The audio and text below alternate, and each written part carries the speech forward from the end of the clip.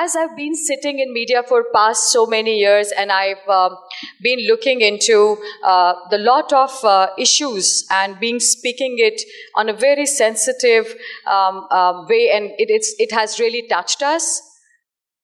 Today, when I will be speaking on deterrent laws, it is about how India feels that their laws, the existing laws, are deterrent in nature or not.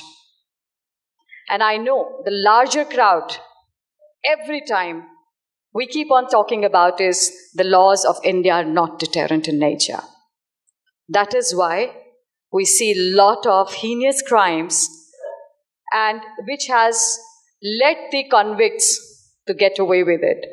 Now, what is the problem that we are facing? The problem we are facing is criminal psychologist in India is rare. I was, and I am, one of its kind out here. So I started as a pioneer out here. Now, when we talk about criminal psychologist, it's basically outside India, it's called as criminological psychologist. What is their job? What is their job? The job is that they read minds. They take interviews of the inmates in the prison, those who are on the death row, or they even talk to the criminals to understand why, what, how made them do that crime which they are actually in the prison for. Now, what is the problem in India? Like you are a vegetarian and I give you a non-vegetarian dish to eat. Would you eat? You will not, because that's not you. That's not been made for you. So what happened is, this is what happens in India when the law was being made, or when the law is being made in the legislative body. There is no criminal psychologist, gynecologist, any psychological on the front, which they should be talking, or they give their suggestions to make the law deterrent for that criminal, so that we look into reformation, restorative justice, which is not on board. We are not talking about victimology. We're not talking about the personalities. We're not talking about what they are made up of. How can you make a law which is deterrent without talking to the person who has done it, or to the horse mouth? So what is lacking in India? Why we keep on shouting that the law should be deterrent? It is not deterrent. After Nirbhaya, this has happened. The law is not deterrent. The law can be deterrent only when we will be talking to them. So what it is that we should be given an access. A criminal psychologist, a criminologist, they should be given an access so that when we talk to them, we can understand why the crime was being committed. What was the psyche of the criminal at that time? Was it provocation? Because you know what the lawyer, I'm a lawyer too. So lawyers, they play their own game. The truth never comes out. As we see in Pradyuman case also, in Arushi case, we see in Sunanda Pushkar case, we are all boshed up. It's all about the game of policing and CBI. But where is it? Where is the truth? It's your truth, is his truth, and there is a truth. So who is look into the truth?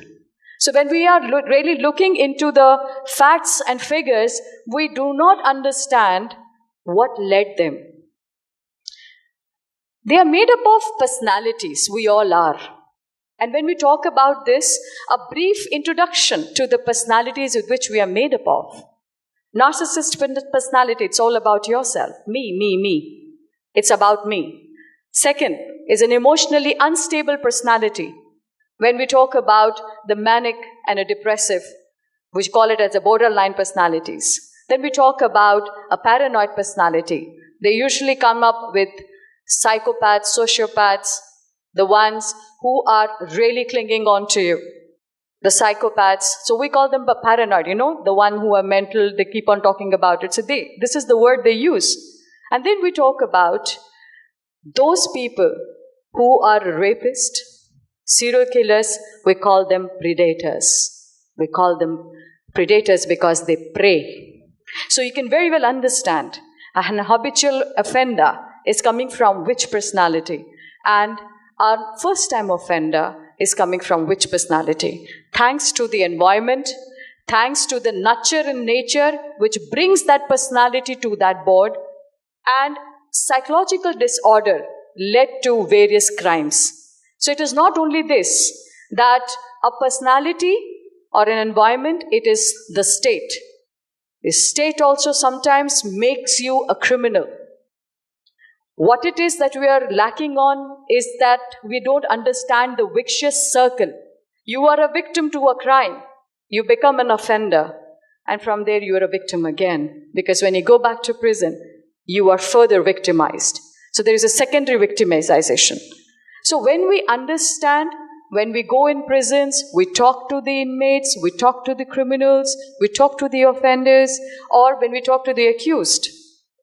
Apart from this, we understand, have they really done the crime or not? Have they really done it? What is it that should be done? We just have it. In outside India, there are rehabs, there are proper homes, foster homes, juvenile homes. But in India, they're not functioning. You all know that. In NGOs, they're not able to function it properly. So where should we look into reformation? What we are sending back in the society is a reform. Do you think in prison there is a reformation going on? No. Even if they say the prison has been reformed, prison reform has been done, but there is no reformation. Why? Because still we feel that when a person who has not committed a crime, but he is an accused, and he is even convicted after that, when he comes out, he's not been accepted. He's not been accepted. And then we talk about, because either he's on a parole, he comes in and do the crime again. Because you never understood the psyche of that person. Because you never had a talk with that person. It is basically the police or a CBI would talk, and the language they would use, and the questions they would ask would not be the same questions which should be asked to the criminal, or should be asked to the person who is guilty or not guilty, from the psychological, victimological, and criminological perspective. Who would ask?